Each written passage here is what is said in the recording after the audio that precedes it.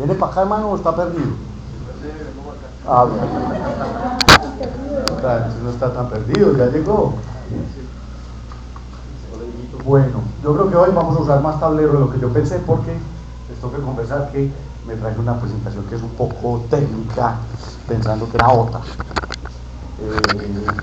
Y la revisé, pero como siempre la tecnología falla y resulta que lo que tenía en la memoria era una distinta, pero no importa, igual vamos a hablar de lo mismo y vamos a aprender un poco sobre estrellas. Cuéntenme un poquito cómo les ha ido en las últimas sesiones de este asunto, de qué han hablado, para no repetir.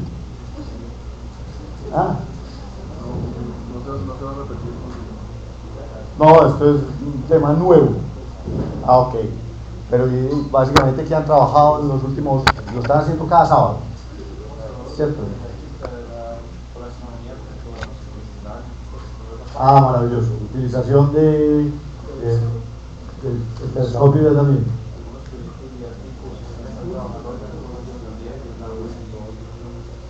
Vino Ángela Pérez. Ángela Pérez trabajó muchos años conmigo en el Planetario de Bogotá. Y también estudió en el observatorio, sí. Oh, maravilloso, mis profes. Bueno. Pablo, date que un momentico, que es que no me han dejado empezar. Ahí, opciones de cámara de web. Quítela, subir la cara. Esa tecnología no está diseñada para mí, hermano. Pero está diseñada para mí. Y aquí que le siga todo el recorrido. Ahí. Eso, ahí sí. Listo. Eso, ya puede respirar. ¿Seguro? Sí, vea, ahora sí que algo está siguiendo. Se mueva 3 veces y ya. Sí, que eso tan sollado.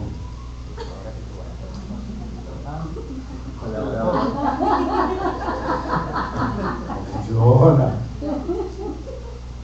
No se está dejando, hermano. Yo no sé, ella localiza algo como cara tuyo más abajo. Sí, es el que es más notorio que mi cara. Sí, algo así, sí. Bueno, no es culpa mía, no es culpa de para lo que están diseñando. Sí, definitivamente. Sí. Ay, ya más, empezando por eso, ahí estamos ves, jodidos, como dicen. Bueno, mis profes, no, empecemos con esto. La idea hoy es que aprendamos un poco sobre la vida de las estrellas, sobre cómo nacen, básicamente cómo se forman, cómo evolucionan y cómo terminan su vida las estrellas, que son, digamos, los elementos fundamentales en la estructura de las galaxias en el universo. Las estrellas son la fuente de energía en el universo. No existen otras fuentes de energía. O sea, el medio interestelar está repleto de materia, de nebulosas. De hecho, las estrellas se forman en el medio interestelar entre las nebulosas, pero no generan energía de alguna manera que sea importante. Mientras que las estrellas, a través de sus procesos nucleares, son la fuente de energía en el universo. Vamos a hablar entonces un poco de la formación de estrellas. Vamos a hablar, digamos, de lo que se llama la secuencia principal, que es la vida madura de las estrellas, y vamos a hablar un poco sobre la muerte de las estrellas. O sea que esta charla se llama El Camino de la Vida. Deprisa como el viento va pasando. Entonces, ¿de qué depende la vida de una estrella? La vida de una estrella depende básicamente de una cantidad, y es la masa. La masa con la que se forma, o de la que se forma una estrella, determina toda su vida, determina el tipo de estrella que va a ser, determina la energía que va a producir, determina el tiempo que va a vivir y determina cómo se va a morir la estrella. Es el parámetro más importante en la vida de una estrella. Normalmente, a las estrellas, las tenemos que reconocer a través de varias características, pero como les decía, la masa va a ser la fundamental. Cómo observamos y cómo estudiamos a las estrellas depende de la distancia a la que están, depende de su luminosidad. La luminosidad es equivalente a la energía que produce. Si yo les pregunto cuál es la luminosidad de la bombilla del baño de su casa, ¿qué me dicen? 60 qué? 60 watts. Sí, 60 vatios. ¿Qué otra cosa conocen ustedes que se mida en vatios? Eso es potencia. De hecho, los vatios son cantidad de energía por segundo. Yo les voy a contar algo. Fíjense en esto. El bombillo de su baño es un bombillo de 60 watts. El sol es un bombillo de 3.4 por 10 a la 26 watts. Es exactamente lo mismo. El sol, que es una enana amarilla, una estrella de baja masa relativamente, de secuencia principal, es una bombilla de 3.4 por 10 a la 26 watts. Es la misma cosa. Cuando hablamos de luminosidad, esa es la luminosidad del sol. Depende de la temperatura. La temperatura determina el color de la estrella, porque las estrellas se modelan como si fueran cuerpos negros. Ustedes recuerdan, posiblemente no todos, pero hay una teoría que se llama radiación de cuerpo negro, que tiene que ver con la energía irradiada por un objeto dependiendo de su temperatura. Resulta que esa energía es energía electromagnética, la radiación electromagnética, y las estrellas emiten su mayor parte de radiación en visible, en la luz visible. De hecho, el Sol emite su mayor parte de radiación en una longitud de onda específica que es como el verde amarillo, por eso lo vemos ahora. Las estrellas muy calientes, vamos a ver, son azules, mientras que las estrellas más frías son rojas. Entonces el color depende fundamentalmente de la temperatura, pero además la vida de una estrella está determinada por su radio y, de nuevo, por su masa. Se clasifican, digamos, de dos formas. Hay dos maneras de clasificar las estrellas. Una es por su brillo, su luminosidad, y entonces aquí se habla de la magnitud de las estrellas, y otra clasificación es por su espectro. Entonces la clasificación espectral me dice qué tipo de estrella estoy observando, y esa clasificación espectral vamos a ver que depende justamente de su temperatura. Y a partir de los espectros yo puedo saber cuál es la composición de la estrella, de qué está hecho el Sol. ¿Cómo sabemos de qué está hecho el Sol? Porque a través de su luz yo extraigo el espectro de la luz del Sol y ahí aparecen todos los elementos que están en la atmósfera del Sol, por lo menos. Interiormente no se puede ver, pero puedo saber de qué está hecha una estrella por fuera. Así es sencillo. Pero se puede modelar su estructura. Así como modelamos la estructura interna de los planetas, podemos modelar la estructura interna de las estrellas. Sabemos cuánta energía producen, cómo evolucionan a partir de la producción de energía, y tenemos una idea de cuáles son sus estadios finales a partir de la vida de las estrellas. Entonces, los astrónomos, la astronomía existe, digamos que utiliza diferentes maneras de poder entender la vida de una estrella. La primera es midiendo su distancia. Las estrellas son objetos cercanos relativamente al sistema solar. ¿Cuál es la estrella más cercana al sistema solar? Próxima del Centauro, que hace parte de un sistema triple que se llama ¿cómo? Alfa del Centauro.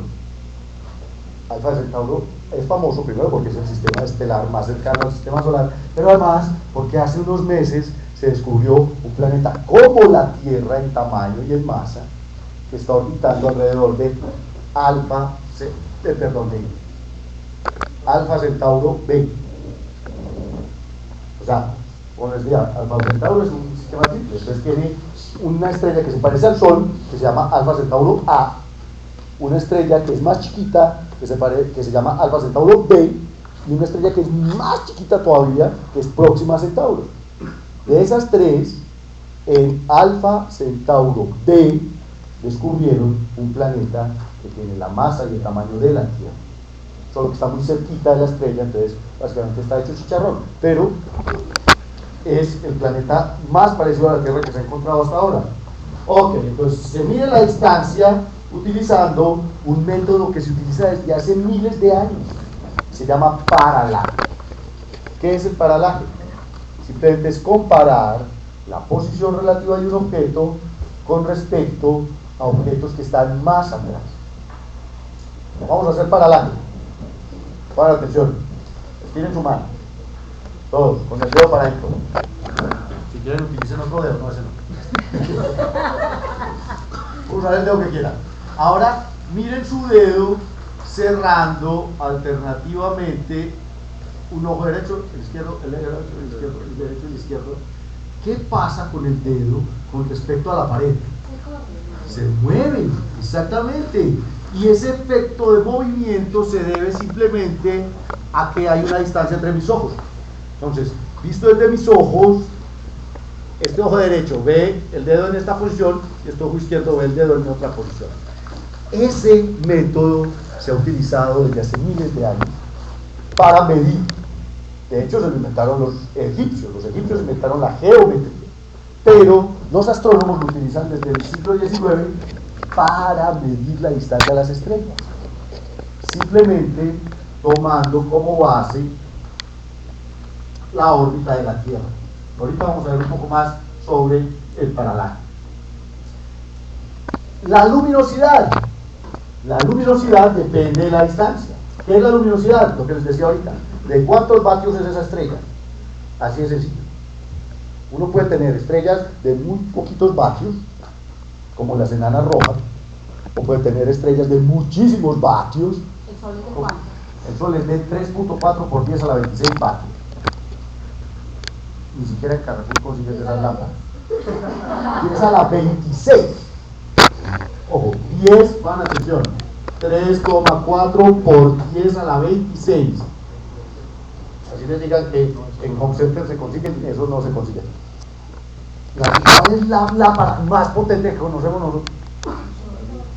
Pero no, una lámpara de gas. Las del estadio. ¿Cuánto tendrá de potencia una lámpara de estadio? Como 15.000 vatios. Las de un faro. La del estadio tiene 13.000 vatios. La de los faros debe ser para de 15 o 20.000 vatios, ¿cierto? Piensen en esta. La del faro del aeropuerto. O las luces estas que utilizan para llamar a Batman. Una de esas. ¿Sí se acuerdan de las luces para llamar a Batman? Esas serían estrellas muy luminosas. Mientras que las bombillitas de la lámpara del baño son estrellas poco luminosas.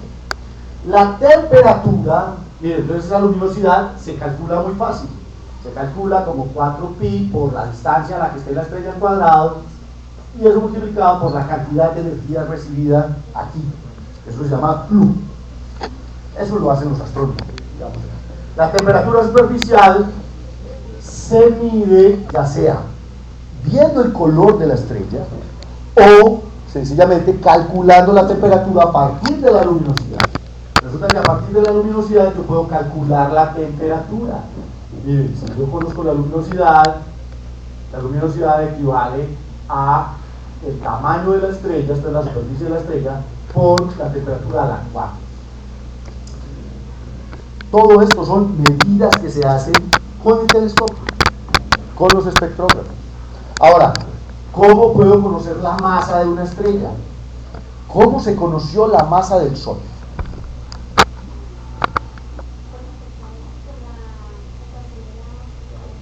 Con fuerza de gravedad, exactamente. Problema de los dos cuerpos de Newton. Para conocer la masa del Sol, primero tuvimos que conocer la masa de la Tierra. ¿Y cómo se conoció la masa de la Tierra? No, Eratóstenes conoció el tamaño de la Tierra. Después del no. Yo le doy radio a algo, ¿usted cómo me dice cuánto pesa?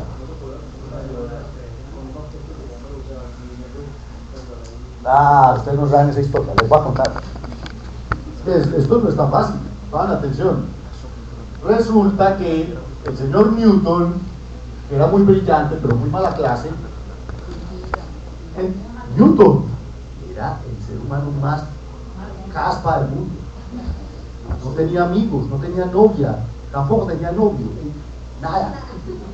Era asocial absolutamente. Y era, pues eso no es pecado, pero porque hay masones que son buena gente. Okay. Washington era buena gente y era masón. Pero Newton era una porquería, inteligente pero mala gente. El señor Newton escribió su fuerza de gravedad como una constante por el producto de las masas sobre la distancia al cuadrado. Lo único que descubrió Newton, sí, la distancia entre las masas, o sea, si tú tienes el Sol aquí y tienes a la Tierra por aquí, esta es la distancia entre ellas. La fuerza de gravedad que hay entre el Sol y la Tierra equivale al producto de las masas sobre la distancia al cuadrado. Hago los dibujos proporcionales. Hago los dibujos proporcionales aquí, para que lo veamos. Tengo que hacerlo grandote. Bueno. No. Están mirando, querido. Están mirando. Bueno, ok. Entonces miren esto.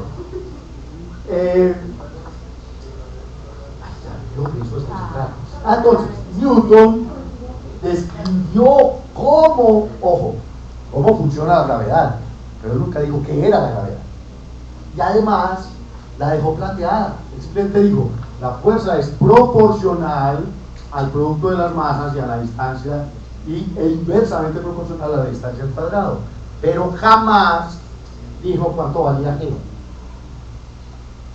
Entonces, si usted no tiene G, no puede calcular nada. Básicamente Newton no calculó nunca abajo. Nos dejó con el problema.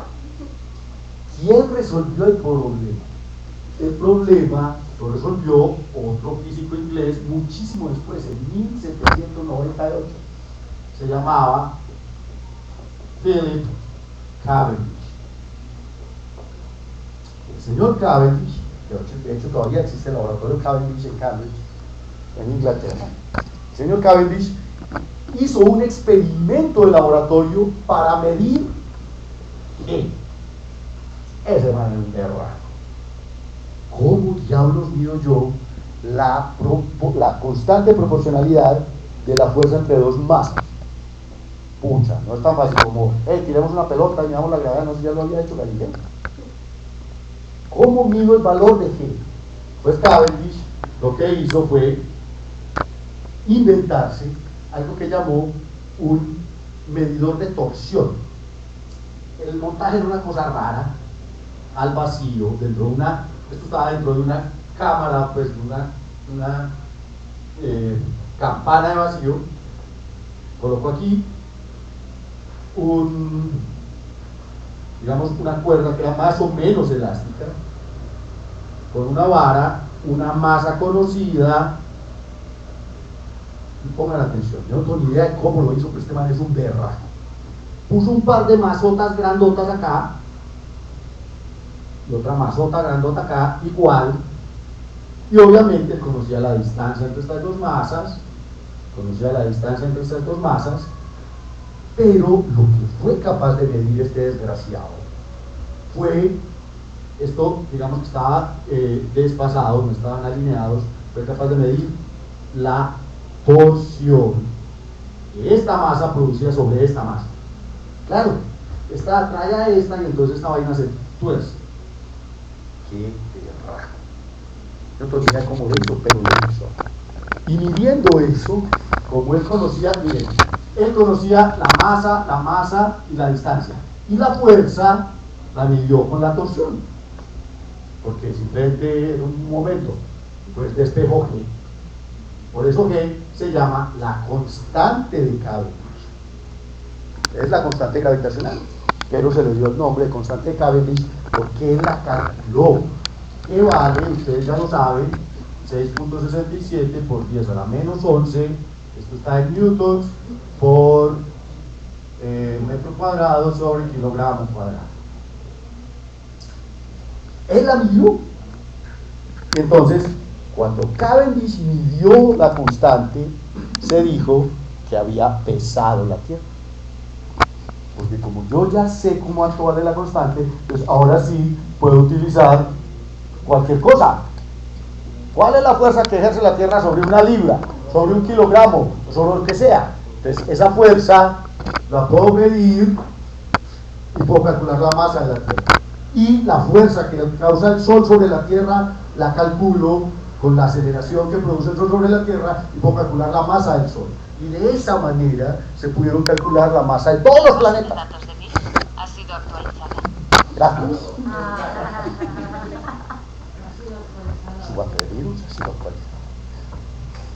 Es que ese ya es un clásico, ¿no? Sí, esa voz es la voz más sensual de Wilber. Sí, porque es mejor que salga una cosa de estas diciéndole a uno, por ejemplo, ¿vas a escribir una carta? Porque salía el ganchito está escribiendo una carta y a mí sí me desesperaba esa vaina. Yo no sé, pero es un clip, eso. Un ganchito con ojitos que le salía a decir a uno, está escribiendo una carta, sí, pendejo, déjamela escribir. Entonces, si yo, volviendo al cuento de las estrellas, si yo quiero saber la masa de una estrella, necesito que esa estrella esté en un sistema binario. Necesito que esa estrella esté acompañada de otra estrella, de tal manera que yo pueda medir sus fuerzas y sus masas. De otra forma, no hay manera. O sea, sabemos la masa del Sol porque está medida con respecto a los planetas.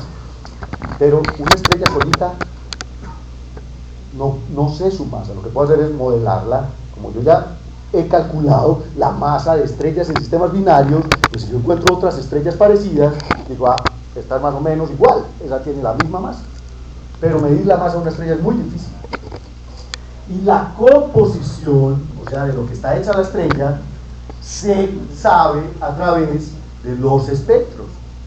El espectro de la estrella me dice de qué está hecha. Entonces, a ver si esto aquí nos interesa un poquito.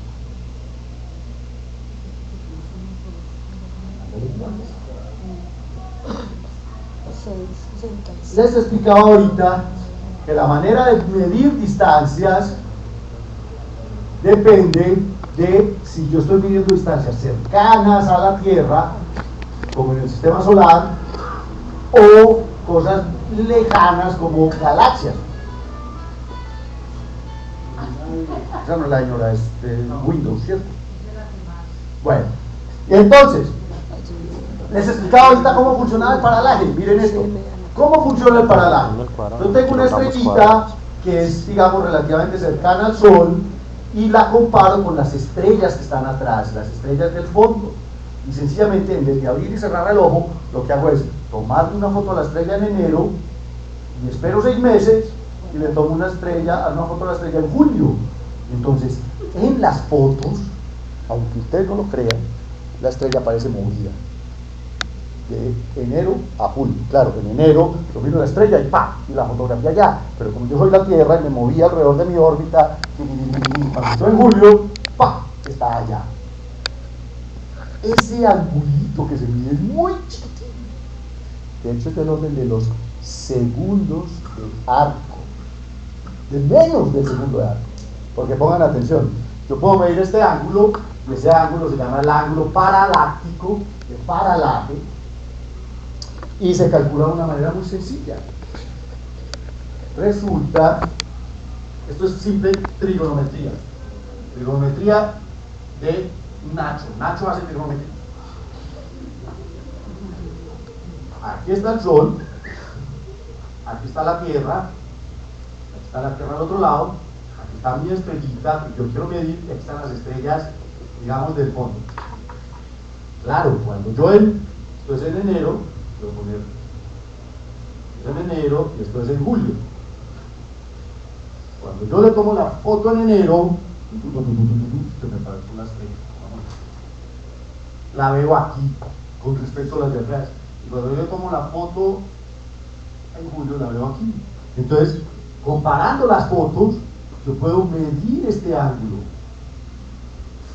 que es exactamente igual a este ángulo, y de hecho ese ángulo lo puedo partir en dos.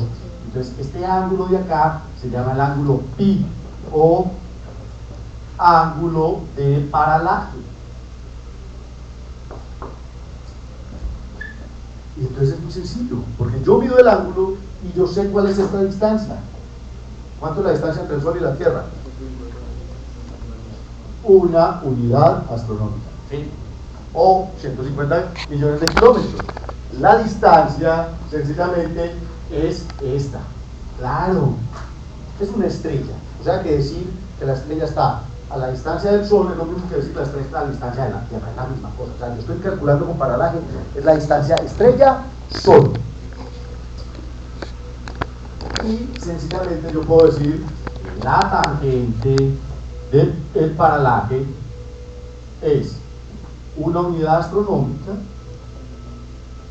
sobre la distancia. O, como dice la ecuación ahí, reemplazando la distancia simplemente es una unidad astronómica dividido por la tangente del paralaje. Es trigonometría sencilla.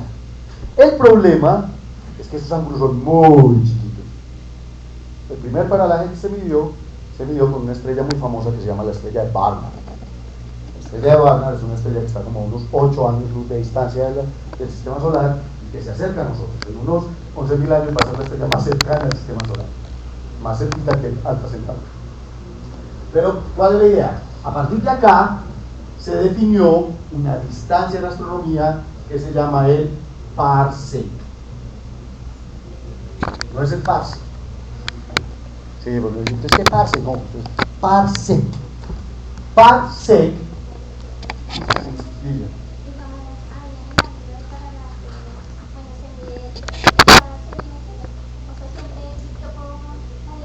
Sí, claro, tú necesitas una base que conozcas.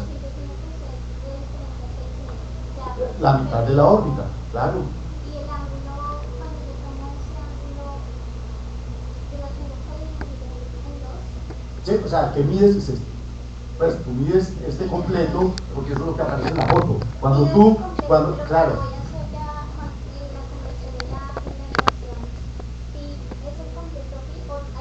Y no pongas atención, y es esto, y es la mitad del ángulo que tú mides en las fotos. Esto se hace con una cámara CCD. Ahora se hace muy fácil porque en esa época era con placas fotográficas. Se ponía una placa fotográfica, y entonces en la foto de enero aparecía esta estrella aquí, esta estrella acá, y la estrella que yo estaba fotografiando, que es mi estrella favorita, aparecía aquí. ¿Sí o qué? Dime. Una cuña respecto a esto. En la página de Hanson Universe España, HU España, ahí van a encontrar un vinculito a un ejercicio de medición de movimientos propios de estrellas. Que ahí tenemos un ejercicio en el que hay varias imágenes de la constelación de Serpens, tomadas hace años y otras recientes. Y entonces se puede hacer el ejercicio con los estudiantes de medir cuánto fue la variación de la posición de una estrella respecto a hace años, respecto a ahora. Entonces eso se llama una medida de movimientos propios. Movimiento propio de estrellas. Que finalmente utiliza este mismo principio. ¿Cuántos grados se movió? ¿Cuántas fracciones de grados se movió? Claro que el movimiento propio, digamos que este es movimiento por el cambio de posición. O sea, este es para saber la distancia. Sí, pero el movimiento allá, propio van a encontrar este fenómeno. O sea, de una foto a la otra, ver cómo se movió en un tiempo determinado. O sea, lo que dice Pablo respecto a, por ejemplo, dónde estaba la estrella de Barnard hace años y dónde está ahora, ¿cierto? Pero eso para la constelación de Serpens, y lo van a encontrar para un caso científico real de apoyo a un trabajo científico. Ok. Entonces, miren, ¿qué es lo que se hacía? ¿Qué es lo que se hace? ¿Y de qué se trata el paralaje? Resulta que tú tienes la foto de enero y aquí está tu estrellita. Y la tomas en julio y aquí está. Y entonces, con un aparato astronómico, ya no me acuerdo cómo se llamaba, porque lo usaba Garavito hace un montón de años, se ponían las fotos ahí y tú medías esto. Pero resulta que esto es una medida angular. ¿Y por qué angular? Porque es que la esfera celeste es una esfera. Entonces tú todo lo que mides sobre la esfera celeste es ángulo. Y ese ángulo, si tú lo partes por la mitad, es exactamente pi. Medías el paralaje de la estrella. y con ese paralaje calculabas su distancia. Ahora, un pase, que se denomina como un PC, equivale a un paralaje de 1 segundo de arco. ¿Qué es un segundo de arco? Recuerden que los grados se dividen en minutos y los minutos se dividen en segundos. Un segundo de arco es una 3600ava parte de grado. Si yo era capaz de medir un segundo de arco de paralaje, eso significaba que la estrella estaba exactamente a un pase de distancia. Eso es muy poquito. De hecho, un pase equivale a 3,26 años luz. Y no hay ninguna estrella que esté a 3,26 años luz. ¿A qué distancia está Próxima Centauro?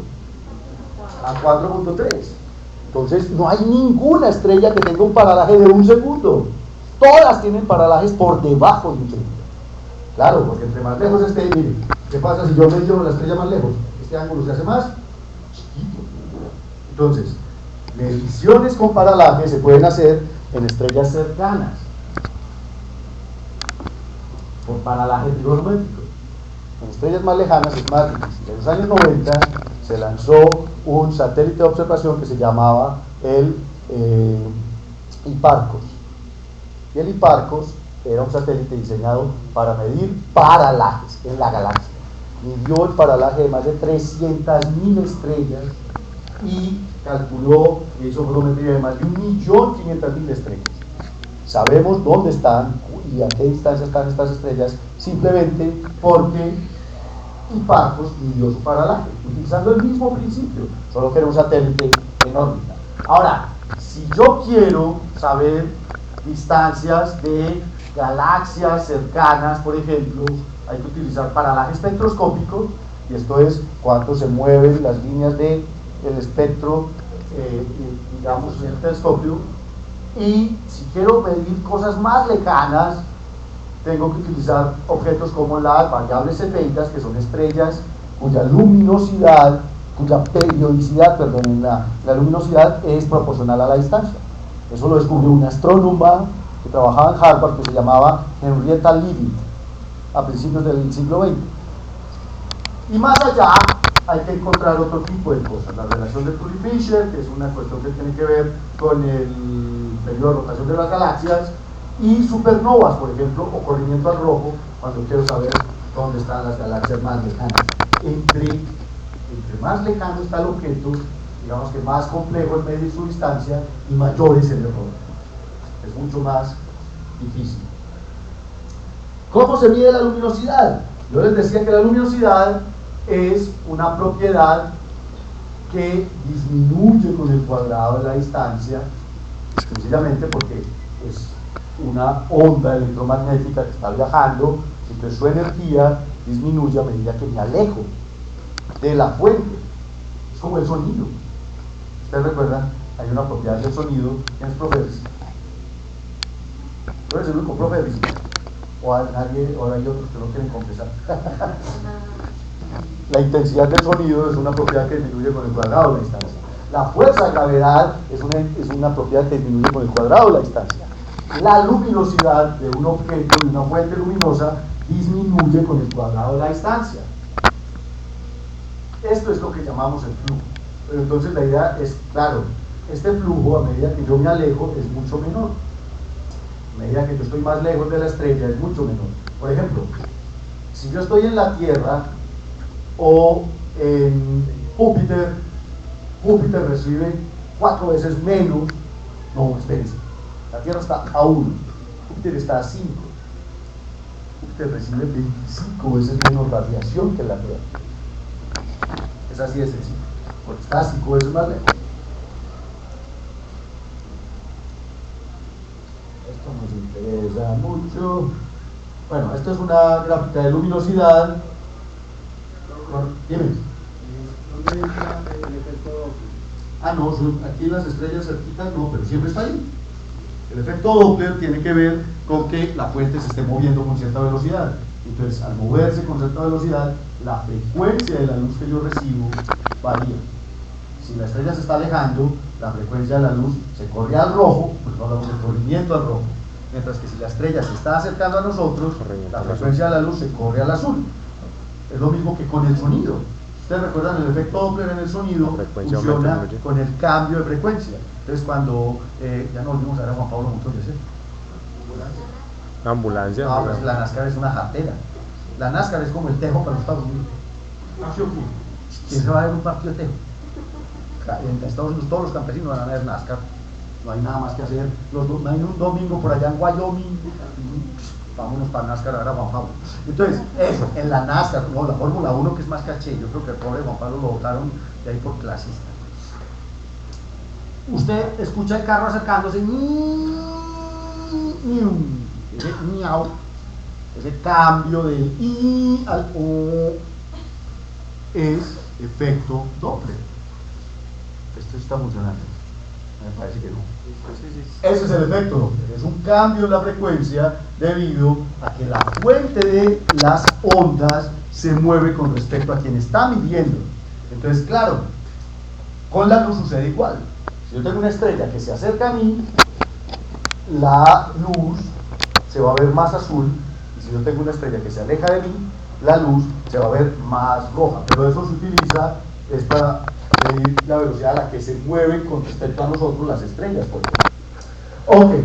Pero, perdón, si los pulsas es posible solamente se escuchan, ¿sí? No, de hecho, bueno, sí, porque son ondas de radio, pero también se puede medir, claro, es que eso sucede con toda la onda. Hay efecto Doppler para todas las longitudes de onda. Entonces, claro, yo puedo saber a qué velocidad se está alejando o acercando de un pulsar, dependiendo de su corrimiento en las ondas de radio.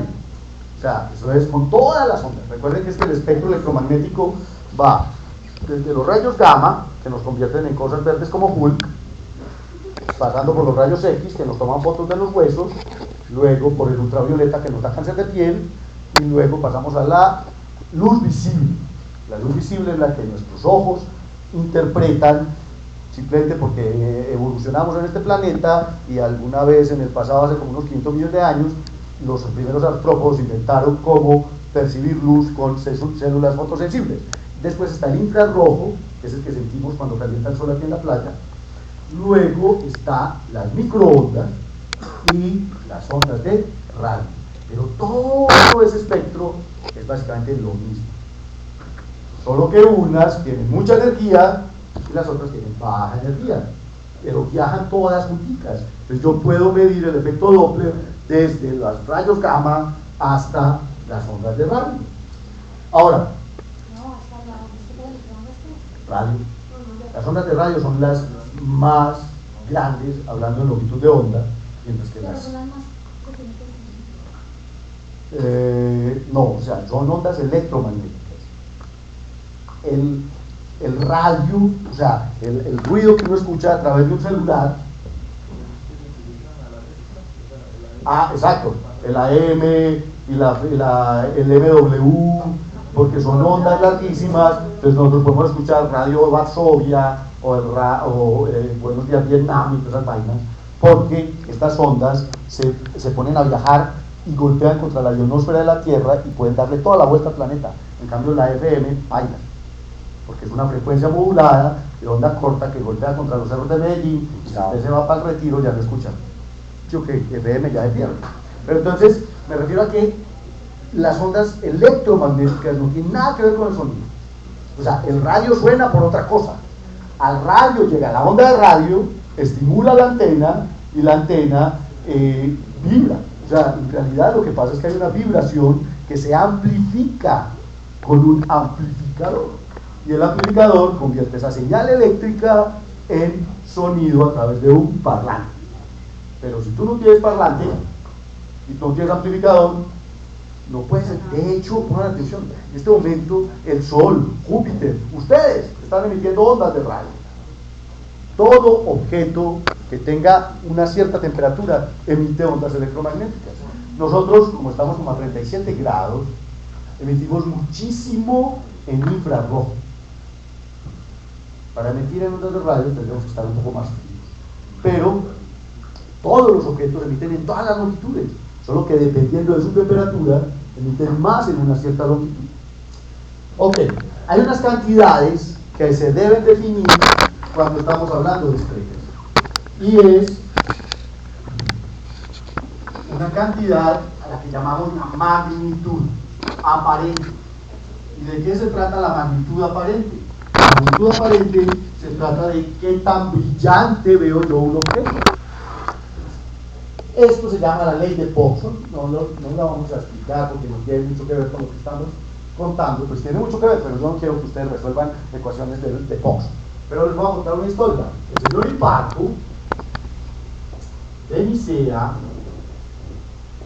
por allá en el siglo II antes de Cristo, fue quien estableció el código de magnitudes.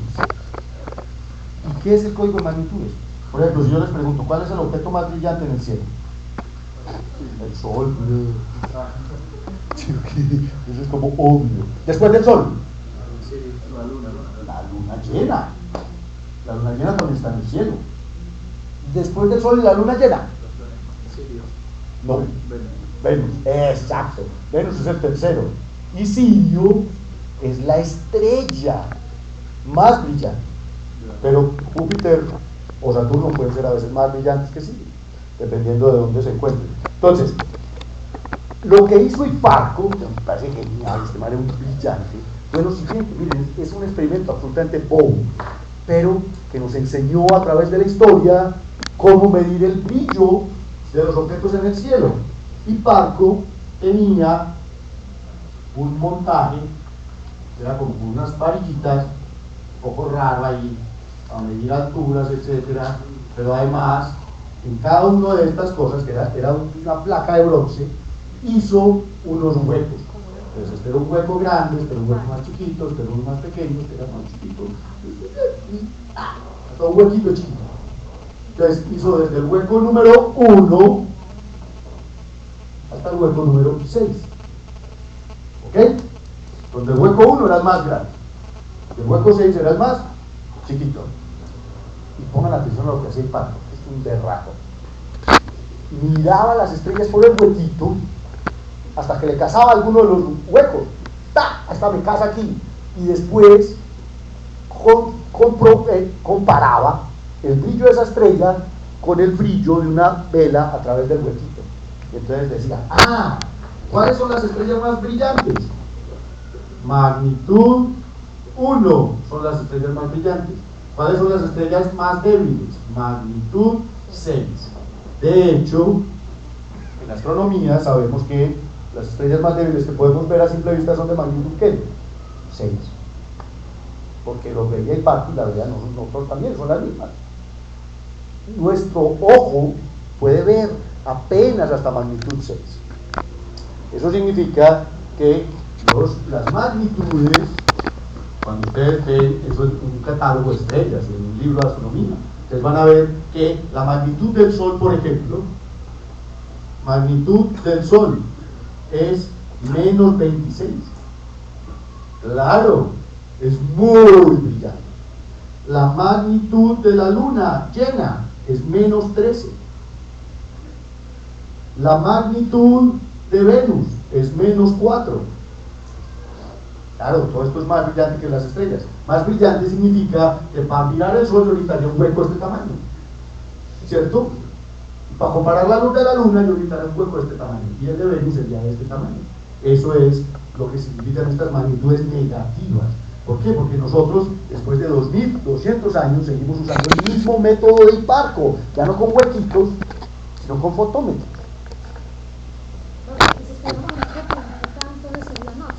La misma. ¿Tú crees? De pronto son más brillantes. No, las estrellas están tan lejos que así las veas desde Plutón, se van a ver igual. ¿Sí? Claro. De pronto el que cambia es el Sol.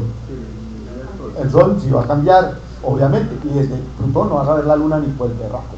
Pero las estrellas no cambian para nada.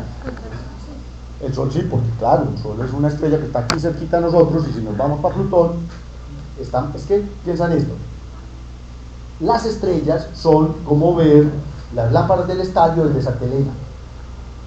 Entonces, imaginémonos esto.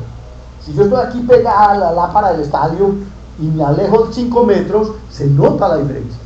Pero si yo estoy en Santa Elena viendo la lámpara del estadio, perdón, y me voy para Las Palmas a ver la lámpara del estadio, la vaina se ve igual. Está tan lejos que la diferencia es muy pequeña. Entonces miren, después, esto fue en el siglo XIX, y por eso es que podemos calcular las magnitudes exactas. Después en el siglo XIX, el señor Boxon entendió que esa relación entre las magnitudes era una ley logarítmica del flujo. Hay aire acondicionado. Es horrible. No, lo que es como África. Voy a hacer un water break tal. Y entonces, Boxon descubrió que esto era una relación. Y resulta que la relación es una relación geométrica, logarítmica. Eso significa que no es que, ojo, no es que una estrella de magnitud 1 sea 6 veces más brillante que la de magnitud 6. De hecho, como eso corresponde a 2.5 por el logaritmo, cuando uno hace el cálculo, en realidad, una estrella de magnitud 1 es 100 veces más brillante que una estrella de magnitud 6. Y la proporción sigue la ley de Boxon. Eso es importante, ¿por qué? Porque la magnitud de una estrella, pues me deja clasificarla de alguna manera. Por eso puedo clasificar a Sirio, por eso puedo clasificar las 10 más brillantes del cielo, por eso conozco las estrellas más brillantes de una constelación. ¿Cómo se llama la estrella más brillante de una constelación? La alfa, exacto. Entonces, yo sé cuál es la estrella alfa de una constelación, pues porque es más brillante que las otras. Una consulta con las relaciones. Usted dice que es 100 veces más, pero es una de magnitud 1 a una de magnitud 2. 6. Entre la de 1 y 6, aquí está la de 1 y aquí está la de 6. La diferencia entre estas es de 100 veces, porque la proporción es una ley logarítmica. Logaritmo 2.5.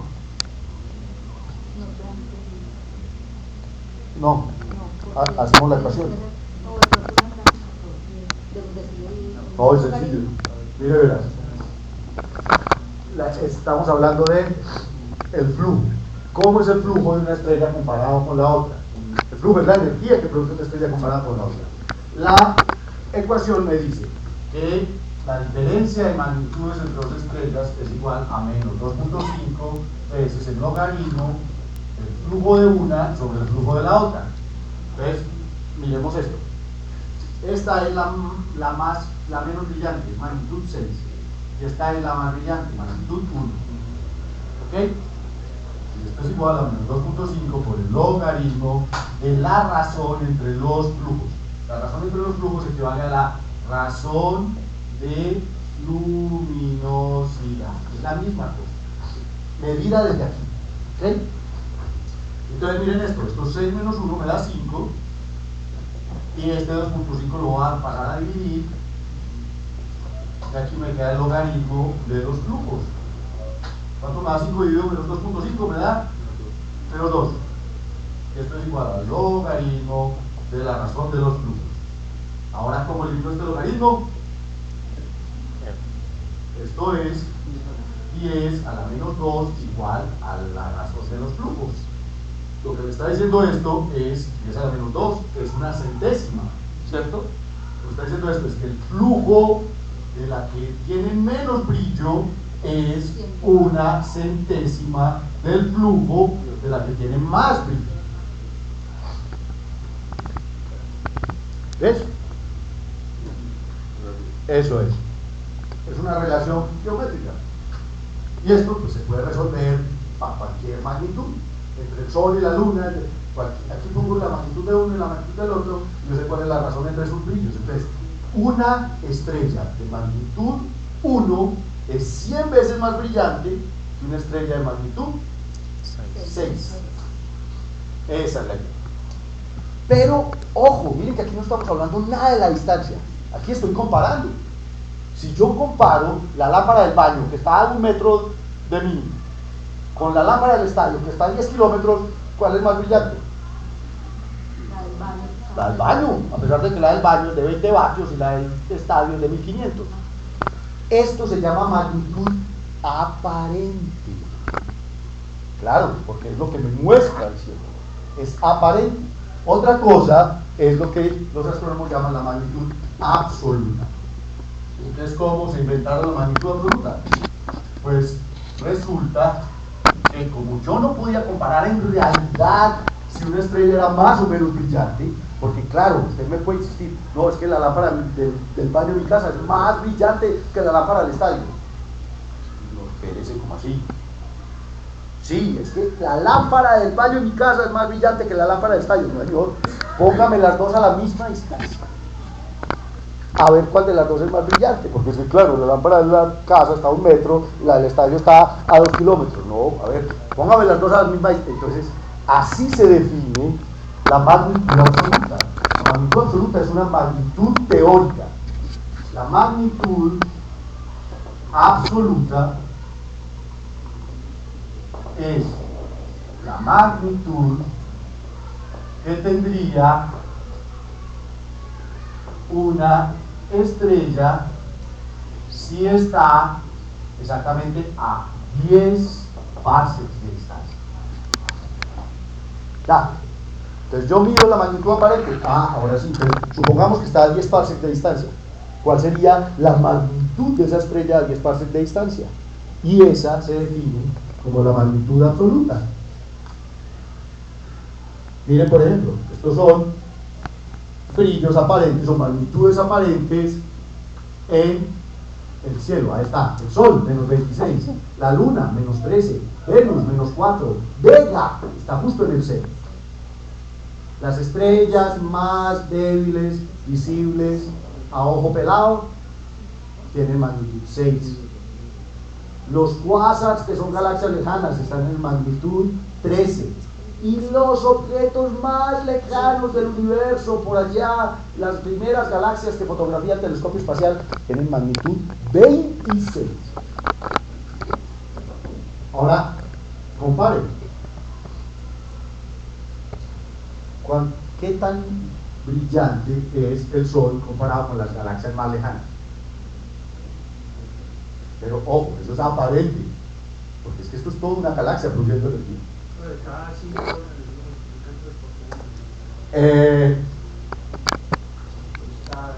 tuviéramos una en el 20, eso le da. Hagamos la prueba, venga.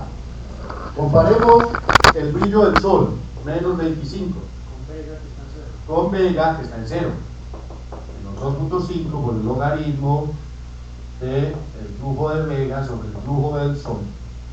¿Ok? Entonces esto es. No, espérate. Aquí está al revés. Esta sería Vega, esto sería el Sol, pero entonces menos me da más, ¿cierto? Así más sencillo. El menos, esto es menos 26. Entonces esto me dice que 26 sobre menos 2.5 es igual al logaritmo del flujo de Vega con respecto al flujo del Sol. Y esto lo que me dice es que, ¿quién tiene una calculadora? Gracias. ¿Me la prestas? No, casi 10, espérense ya. Bueno, 26 dividido menos 2.5, 26 dividido 2.5, me da menos 10.4.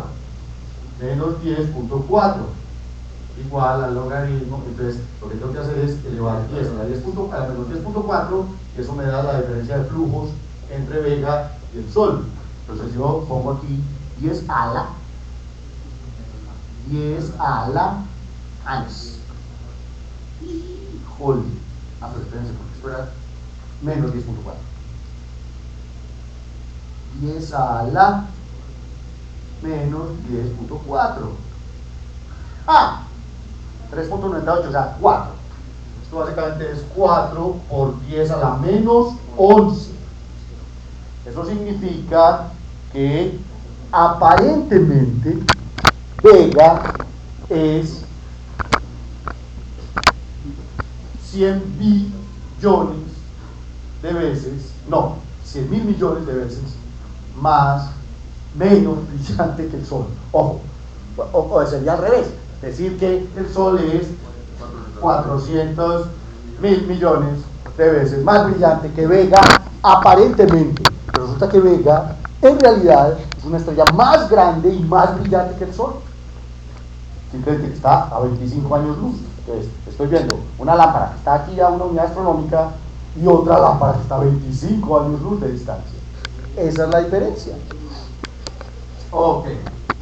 Entonces, les decía que la magnitud absoluta, entonces se define como si la estrella estuviera a 10 parsecs.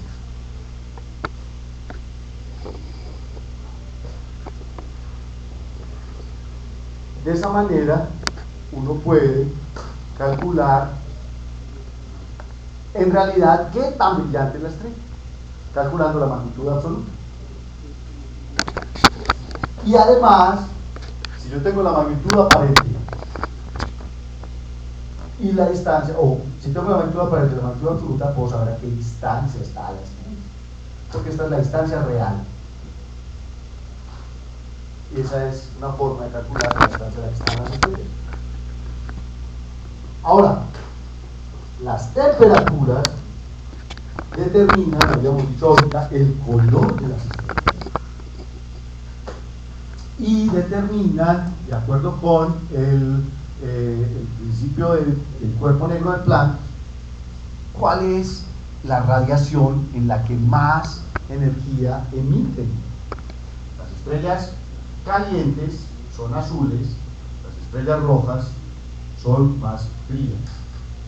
De hecho, aquí estoy hablando de brillo relativo a el brillo a una cierta longitud de onda, que es como de unos 0.55 micrones. 0.55 micrones son 550 Armstrong. Esto básicamente es la luz del Sol.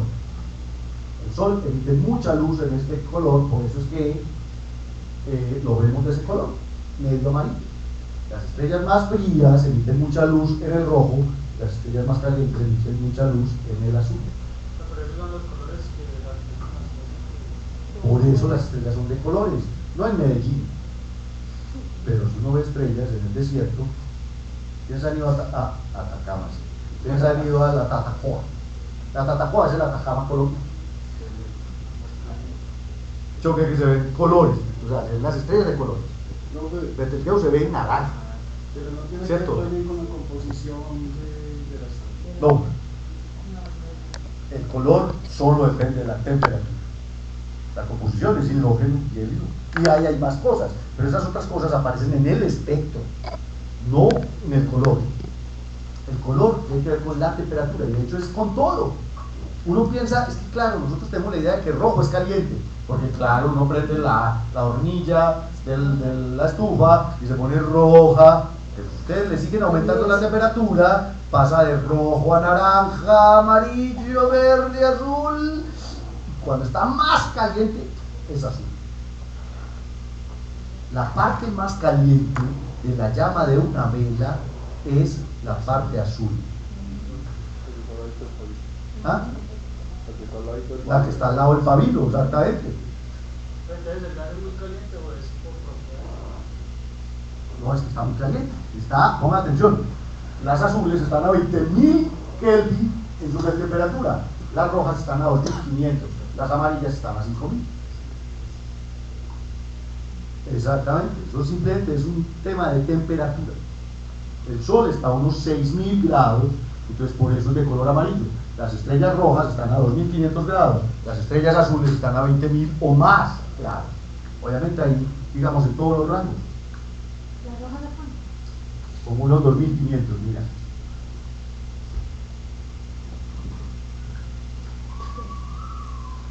Y entonces, dime. Eso solamente aplica para las estrellas, ¿no? Para las Eso aplica también. Claro, pero es que los planetas están muy fríos. El problema es que los planetas se ven de colores porque reflejan la luz del Sol. Entonces ya es una cuestión de reflexión. Pero el brillo propio de los cuerpos, la emisión propia de radiación depende de tu temperatura. ¿Tú te acuerdas de las gafas estas especiales que tiene el ejército para verlo a uno de noche? Se llaman gafas infrarrojas. Y son infrarrojas porque de hecho tú y yo y todos los que estamos como a unos 37 grados brillamos mucho en el infrarrojo. O sea, en el infrarrojo somos brillantes. En la luz visible somos opacos. Lo máximo que hacemos es reflejar. Los planetas son brillantes en el infrarrojo. Porque están, ¿a qué temperatura está la Tierra? Hablando del calentamiento global. ¿Quién se acuerda de la temperatura promedio de la Tierra? Estamos como a 14 grados. La temperatura promedio del planeta Tierra son 14 grados. Obviamente en el polo norte o en el polo sur, cuando están en invierno, se congelan, y en el Sahara se cocinan. Pero cuando uno hace un promedio, el planeta Tierra tiene unos 14 grados de temperatura. Por eso están preocupados todos por el calentamiento. Ay, que se sube 6 grados, y entonces vamos a estar a 20 grados y se van a derretir los polos. Y los dinosaurios vivían a 22 grados. Pero cuando vivían los dinosaurios no habían casquetes polares. Ahí sí era waterworld. Claro, Siberia era una selva tropical. La Antártida era una selva tropical cuando los dinosaurios vivían ahí. O sea que los polos se vinieron a formar hace cuánto tiempo. No, han habido varias épocas de congelamiento y varias épocas de no congelamiento. Es decir, que la inclinación de la Tierra no... Sí, tiene que ver. Hay unas cosas que llaman los ciclos de Milankovitch, que tienen que ver con la órbita de la Tierra, la inclinación del eje, qué tan lejos o qué tan cerquita estoy del Sol, y eso hace que varíe la radiación sobre el planeta, y eso hace que la Tierra a veces esté más congelada o menos congelada. De hecho, en este momento estamos en una época de glaciación, porque todavía hay por lo menos un 12% de la superficie del planeta que está cubierta de hielo. Groenlandia, el Polo Norte, el Polo Sur tienen hielo, pero ha habido épocas, pongan atención, en que todo el planeta estuvo cubierto de hielo. Se llama el snowball. Hace 650 millones de años la Tierra estaba cubierta de hielo completamente. La temperatura promedio era de menos 7 grados centígrados. Y lo opuesto también. Y lo opuesto también.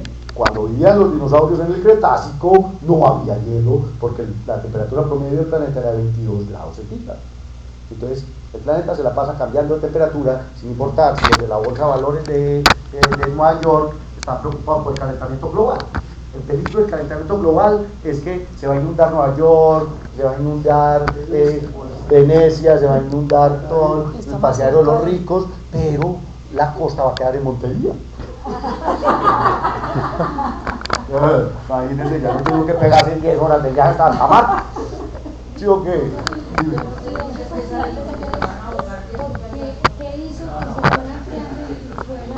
Por eso te digo, hay diferentes cosas que controlan el clima, entre ellas los gases de efecto invernadero. La atmósfera controla la temperatura del planeta. Siempre la ha controlado, siempre la ha mantenido a una cierta temperatura. Es que piensa en esto, mira, en Mercurio que no hay atmósfera, el lado que está de día está a 450 grados centígrados y el lado que está de noche está a menos 140 grados centígrados. En cambio, la Tierra que tiene atmósfera, el lado que está de día está a 25 grados centígrados y el lado que está de noche está a 17 grados centígrados. Entonces es una delicia, porque el cambio de temperatura permite que haya vida. La atmósfera controla la temperatura. Si tú tienes mucho dióxido de carbono, la temperatura se eleva. Si tú bajas el dióxido de carbono, la temperatura se baja. Los gases invernaderos son buenos, solo que no hay mucha cantidad, pero son importantes. Bueno, volvamos a las estrellas, después les hablo del planeta. Ya hubo clase de planeta. No, necesitamos una clase de planeta. Bueno, ok. Entonces miren, yo puedo representar a las estrellas. Pablo, Dime. aprovechemos el comercial. ¿Quiénes quieren segunda parte del programa? ¿Me quedó claro? Señor. Miren esto. Yo puedo representar a las estrellas en un diagrama muy famoso que fue diseñado por unos astrónomos a principios del siglo XX, que se llama el diagrama de Hertzsprung-Russell. Carolina Cuñas de Pereira dice que ella también quiere decir una Dígale que claro. Ok. Entonces, el diagrama de Hertzsprung-Russell me representa en un eje, en el eje horizontal, puede estar bien sea el color o la temperatura o el tipo espectral, porque de nuevo, el color depende de la temperatura y el tipo espectral del que les voy a hablar ahorita depende de la temperatura. Y aquí está la luminosidad, o sea, cuáles son más energéticas y cuáles son menos energéticas. Entonces yo puedo representar a las estrellas en un diagrama de Hertzsprung-Russell, y cuando las represento, cuando pongo todas las estrellas que conocemos con su temperatura y su luminosidad, aparece una franja especial, se llama la secuencia principal. Resulta que en la secuencia principal están todas las estrellas mal una, todas las estrellas que producen energía como el Sol. ¿Qué significa en una estrella mal una? Uy, es que no hablamos nada del proceso de formación, vamos a hablar un poquito del proceso de formación. No, el Sol tiene unos 5.000 millones de años, pero está en plena juventud. O sea, el Sol, eso equivale como unos 40 años humanos. Sí, juventud, ¿cómo es que dice?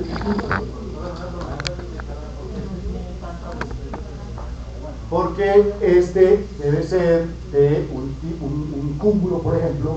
A ver, dice, el A, un diagrama HR de 16.600 estrellas obtenidas por impactos, mientras que el B es un diagrama HR de dos ejemplos distintos de estrellas. O sea, simplemente estos son de las estrellas de impactos y este puede ser de un cúmulo cualquiera.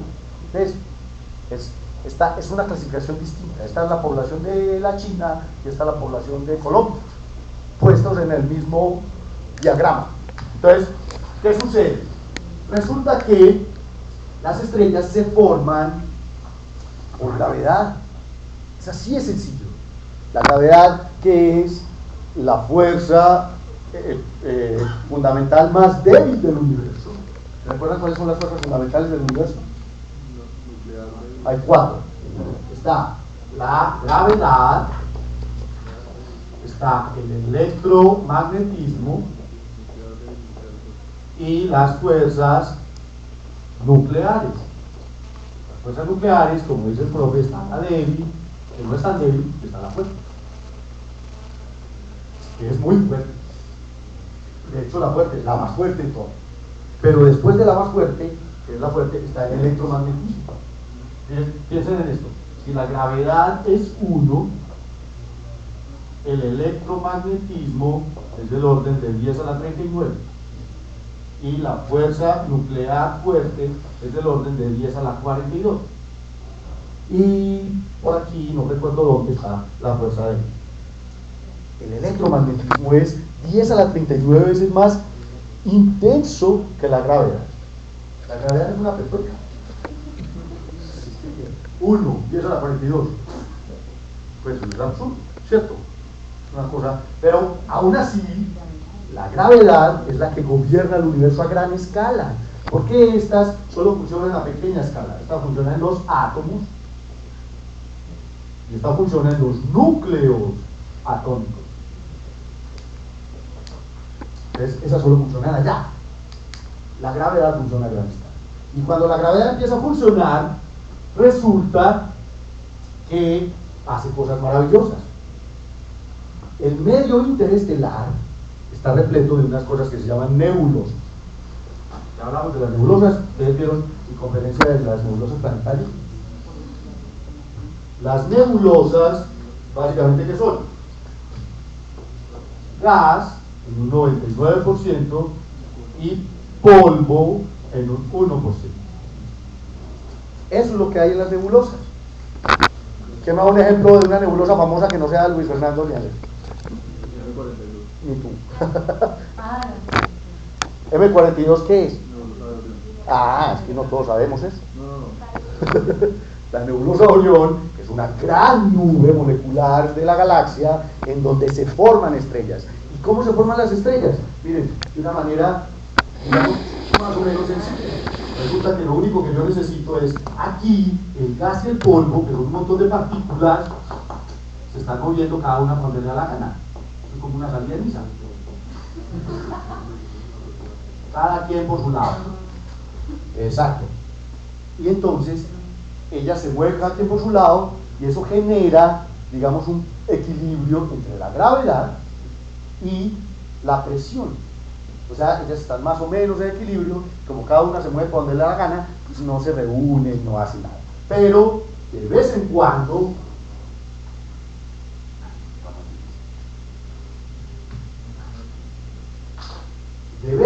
por ahí sucede algo, una estrella grandota explota, una supernova, y la supernova entonces emite un montón de energía y por aquí afecta a la nube. Entonces esta nube que estaba en equilibrio, de pronto llega una región de la nube que aumenta densidad. Y aumentar densidad significa aumenta masa local. O sea, empieza a reunirse más material en una cierta región. Y llega un momento, y esto parece mágico, pero llega un momento en que esta región alcanza una masa límite, una masa mínima necesaria. Esa masa mínima necesaria se llama la masa de Jeans. Jeans como estos. Pues es el mismo apellido. Pues usted puede ver la masa de Levis. La masa de Jeans. Cuando alcanza la masa de Jeans, adivinen qué pasa. Gana la gravedad. La gravedad le gana el movimiento aleatorio de las partículas y esta cosa empieza a colapsar. Ahora, eso no sucede solo ahí, eso sucede en diferentes lugares de la nebulosa. Como esta supernova afecta a tantos lugares, por aquí sucede también, por aquí sucede también, por aquí sucede también. Sucede en varios lugares que se alcanza la masa de Jeans y ese pequeño grumo de la nebulosa empieza a colapsar. Que ustedes digan, no, listo, ya, formé una estrella. Apenas está empezando. Pongan atención. Este pedazo de aquí puede tener del orden de 1000 masas solares. Un grumo típico de una nebulosa colapsando para iniciar la formación estelar tiene 1000 veces la masa del Sol. O sea que ahí tengo masa suficiente para formar ¿cuántos soles? 1000. Yo no puedo formar una estrella de 1000 soles, de 1000 masas solares. Eso básicamente, físicamente es imposible. Pero lo que sucede es lo siguiente. Vamos a hacer un zoom. O sea, ya me voy a meter en ese grupo. Digamos que es lo que está pasando en ese grupo.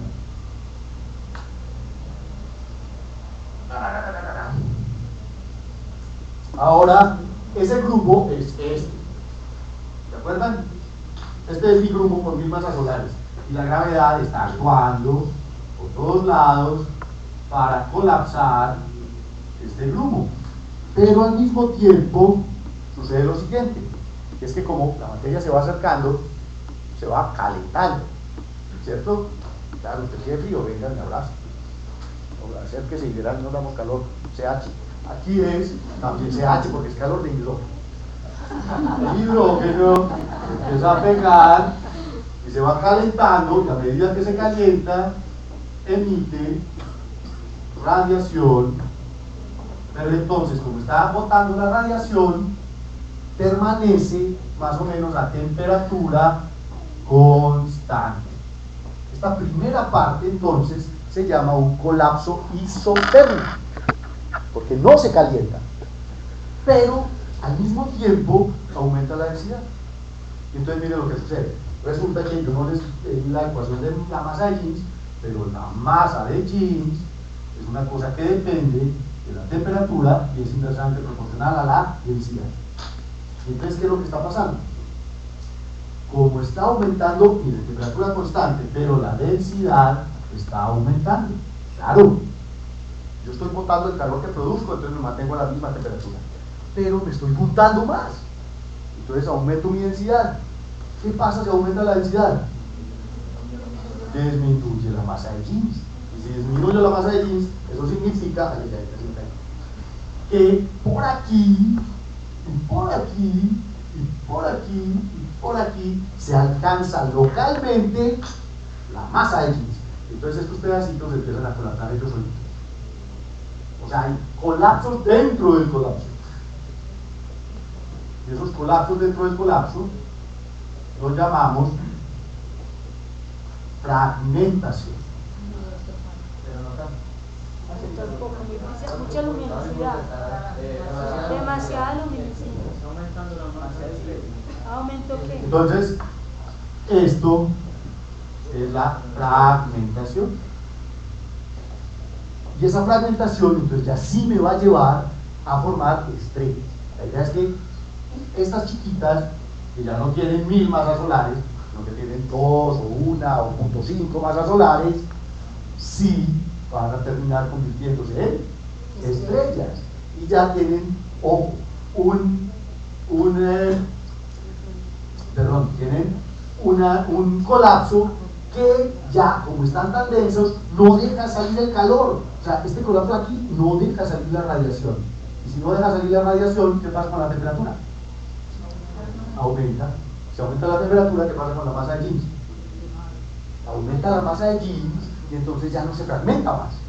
Ya esa va a seguir colapsando hasta que forme una estrella. Ahora, el proceso es largo. Mientras empezó el colapso, hasta que el Sol se formó, pasaron unos 40 millones de años. Para formar una estrella como el Sol. Si yo quiero formar una enana chiquita, se tarda unos cientos de millones de años, pero las estrellas gigantonas, o sea, estrellas de 10 masas solares, se forman en 8 millones de años. Dime. Y entre colapso y colapso, ¿cuánta distancia puede haber? Ah, no, un montón. A ver, yo te digo. La nubecita, la que se formó el Sol, medía un parse. Un parse, 3.26 años luz. Estas nubes miden el orden de los cientos de parses. Son muy grandes. Eso es mucha distancia. Ok, y entonces, finalmente, lo que obtengo, después de este colapso maravilloso, es que en el centro se acumula el hidrógeno y el helio y la mayor parte del gas de la nube. Entonces empiezo a obtener una cosa que está colapsando todavía, que empieza a calentar, que se llama una protoestrella. Una protoestrella es un embrión de estrella, es una estrella que se está formando. Y alrededor de la protoestrella, el colapso del material forma una cosa que seguro en las fotos de los libros van a ver más bonita, que se llama un disco protoplanetario. El disco protoplanetario también tiene gas y tiene polvo. Del gas se van a formar gigantes y del polvo se van a formar rocosos, planetas. Los planetas se forman en este disco al mismo tiempo que la estrella se está formando en el centro. La Tierra y el Sol se formaron simultáneamente. Ahí, pero ya en ese momento la estrella ya está prendida. No, todavía no. Es una protoestrella. Y cuando es una llega un momento en que la temperatura interior de la protoestrella alcanza cierto grado, es del orden de unos 5 millones de grados. Y con unos 5 millones de grados, aquí empezó algo que se llama la fusión de deuterio. ¿Qué es el deuterio? Profesor de química. Hidrógeno pesado. Es hidrógeno con un neutrón, ¿cierto? O sea, el hidrógeno normal tiene un protón y un electrón. El hidrógeno deuterio tiene un protón y un neutrón, pero sigue siendo hidrógeno. Pero como es pesadote, resulta que es más fácil fusionar deuterio que fusionar protones. O, ¿sabes cómo se llama el hidrógeno normal? Se llama protio. El hidrógeno tiene 3 isótopos. El protio, que tiene un protón, el deuterio, que tiene protón y neutrón, y el tritio, que tiene un protón y 2 neutrones, que son muy escasos. El deuterio es muy espeso, el más abundante es el de uno solo. Entonces miren, esta estrella empieza a fusionar deuterio, empieza a producir energía y entra en una etapa adolescente teta. La etapa de adolescencia de las estrellas se llama la etapa tetauri. Eso es porque son monos, o sea, deben toreros para que vean. T Tauri es porque la primera estrella que se estudió en esta etapa fue la estrella T de la constelación de Tauro. Son estrellas muy violentas. Claro, ellos se están acomodando aquí, se están calentando, pues pucha, yo quiero ser un sol, pero todavía no puedo, apenas funciona deuterio, y me estoy calentando, y entonces emiten una cantidad de radiación y botan chorros de materia para todos lados, y es una cosa absurdamente energética. Y en un periodo de unos 10 millones de años, este hombre se estabiliza, y cuando se estabiliza significa que se calentó a tal grado que alcanza en su núcleo unos 10 a 15 millones de grados Kelvin, y entonces ya puede fusionar hidrógeno. Cuando una estrella es capaz de fusionar hidrógeno, se graduó. Ese día le entregan el cartón, certificado de estrella, exactamente. Sí, ahí dice: la Universidad Cósmica certifica que usted cumple con todos los requisitos para ser una estrella de secuencia principal. Ya deja de ser miren, las protoestrellas están por aquí, por fuera. Entonces aquí ya entré a la vida productiva, ya soy un hombre responsable, trabajador, pagando prestaciones y toda la vaina. Eso es una estrella de secuencia principal, una estrella ya formada. Y al mismo tiempo se formaron los planetas. Los planetas se formaron mientras el Sol se formaba. A partir de ahí, la estrella empieza a fusionar hidrógeno. Y eso es lo que hace una estrella. No hace nada más. El Sol, todo lo que hace desde hace 5.000 millones de años es fusionar hidrógeno. Es una tarea sencilla. Cogen 4 átomos de hidrógeno y a través de un proceso muy interesante que se llama la cadena protón-protón, lo que aquí está dibujada ahorita más bonita, forma interradiación, y luego estos dos los coge y los fusiona.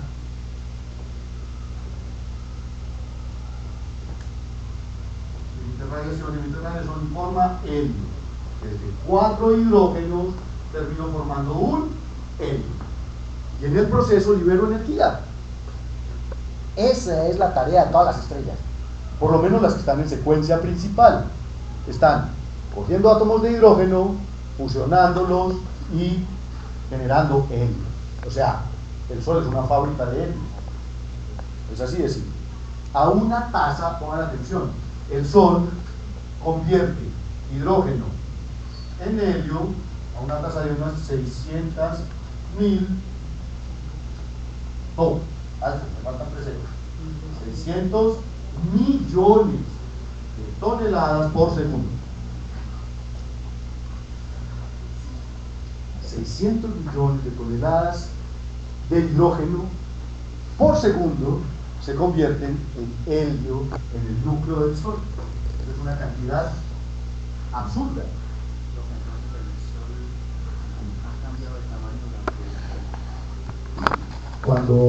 Desde que nació, sí, de hecho se viene hinchando, porque aumenta su luminosidad. ¿Y por qué aumenta su luminosidad? Porque aumenta la producción de energía en el interior, entonces la presión lo hincha.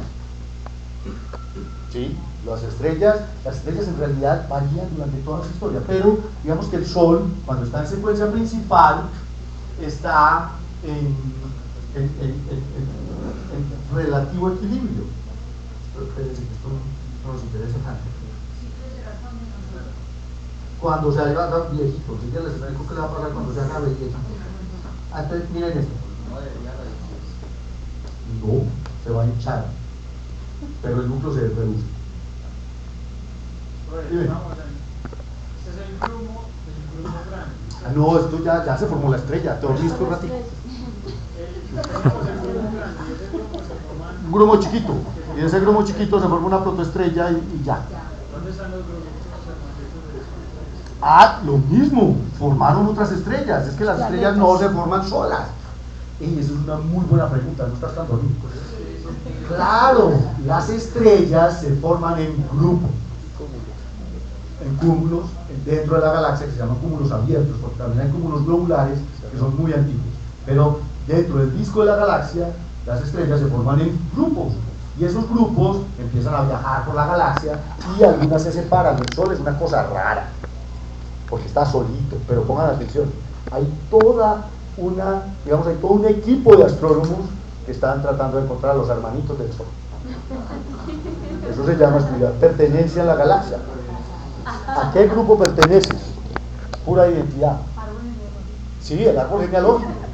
Queremos saber qué estrellas se formaron con el Sol, y hay astrónomos que se dedican a buscar la familia del Sol.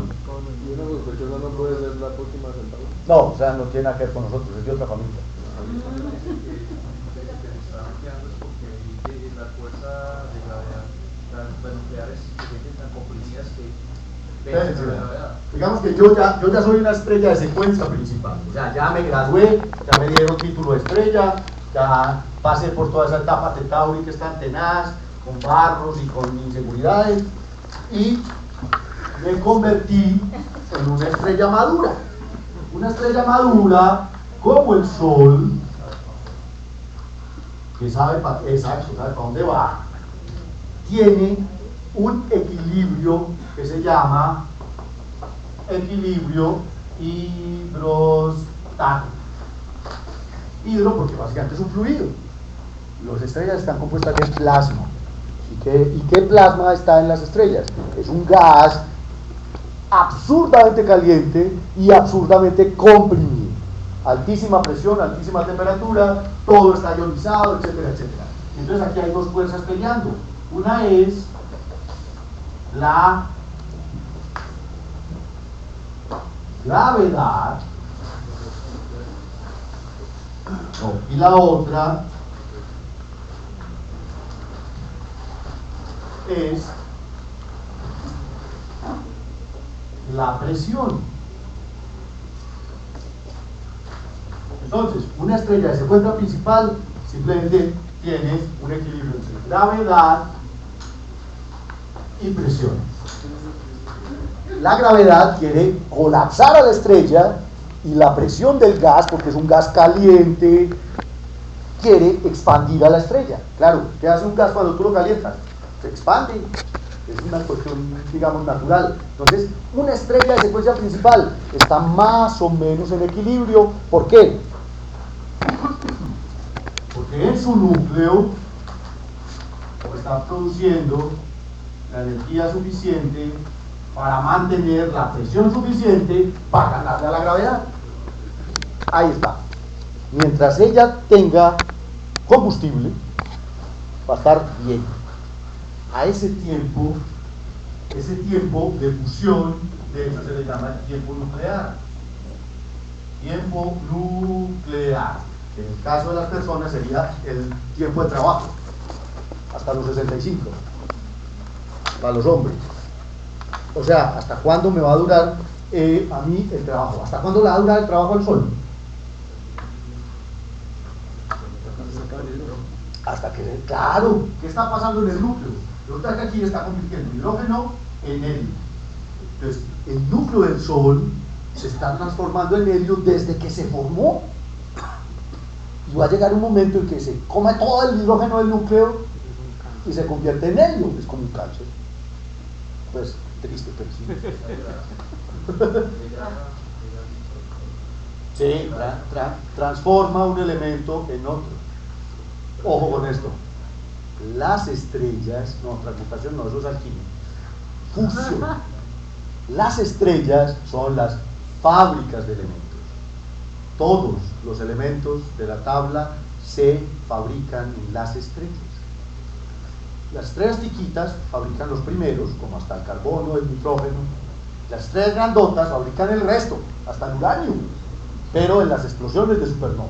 Porque en realidad ellas, por fusión, solamente pueden fabricar hasta el hierro. Una estrella gigante fabrica hasta el hierro. Y después del hierro explota y en la muerte espectacular fabrica el resto. Pero entonces, volvamos a este asunto.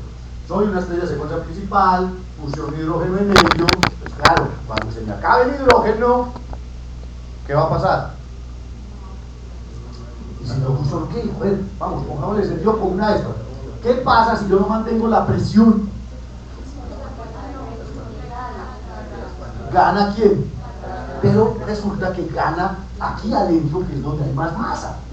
Empieza a ganar aquí. Entonces el núcleo de la estrella, cuando se acaba el hidrógeno, empieza a colapsar. Pero ¿cómo colapsa? Se calienta y alcanza temperaturas suficientes para fusionar helio. Y entonces la estrella tiene como un segundo aire, pues es como cuando un jubilado le da trabajo. Al más ya se le había acabado el trabajo porque le acabó el hidrógeno. Pero resulta que, dame otro chancecito, yo soy capaz de fusionar helio. Y mientras tanto, ¿qué pasó? Miren lo que pasa. Como se colapsó el núcleo, aumentó de temperatura, y al aumentar de temperatura, las capas exteriores se dilatan. Toda esa radiación que proviene del núcleo hincha las capas exteriores y la estrella se convierte en una gigante roja. Y eso le va a pasar al Sol. Va a empezar como entre unos 3.000 millones de años. Entre unos 3.000 millones de años ya la mayor parte del núcleo del Sol va a ser helio y va a empezar a hincharse. Entonces la temperatura en las estrellas es mayor en el núcleo. Claro, en el núcleo del Sol está a 15 millones de grados y afuera está a 5.000. Porque la parte superior del Sol, está más... De hecho eso es una pregunta abierta todavía, que se va a poner ahí en tesis de grado. Que es porque la corona solar, mira, eso es muy chistoso, esto está a 6.000, resulta que la corona está a 2 millones de Kelvin, en eso tienes razón. Todavía hay mucho debate acerca de qué es lo que calienta la corona. La corona de las estrellas posiblemente se calienten por todos estos flujos magnéticos y de material que están interactuando con el material de la corona. Ahora, piensen en esto. Cuando se habla de temperatura, se está hablando de la energía cinética promedio de las partículas. Pues la corona solar, a pesar de que es muchísimo menos densa que el interior, está más caliente, pero simplemente porque sus partículas se están moviendo muy rápido. Y están moviendo muy rápido porque posiblemente son excitadas por campos magnéticos, entonces eso es lo que causa el calentamiento de la corona solar. Eso era a lo que te estás refiriendo. ¿Sí? Como unos 100 millones de grados. O sea, paso de 15 como a unos 100. Si necesito como unos 100 millones de grados para fusionar helio. Pero entonces resulta que el helio también se va. Bueno, ¿y en qué convierto el helio? En carbono, exactamente. El helio se convierte en carbono y en oxígeno también. Y ahí es donde estoy llenando toda la tabla. Finalmente, ¿qué le va a pasar al Sol? Finalmente al Sol se le va a acabar el hidrógeno, se le va a acabar el helio, y cuando llegue a ser un núcleo de carbono, baila. Porque, primero que todo, ya botó todas sus capas exteriores en forma de una nebulosa planetaria. ¿Se acuerdan? Que no hemos hablado de las nebulosas planetarias.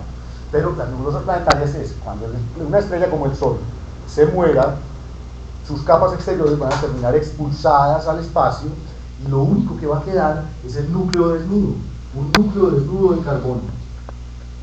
Un núcleo desnudo de carbono se llama una enana blanca. Y es un cadáver de estrella. El cadáver del Sol va a ser una enana blanca. Las estrellas que son más grandes que el Sol tienen mucha oportunidad de hacer otras cosas.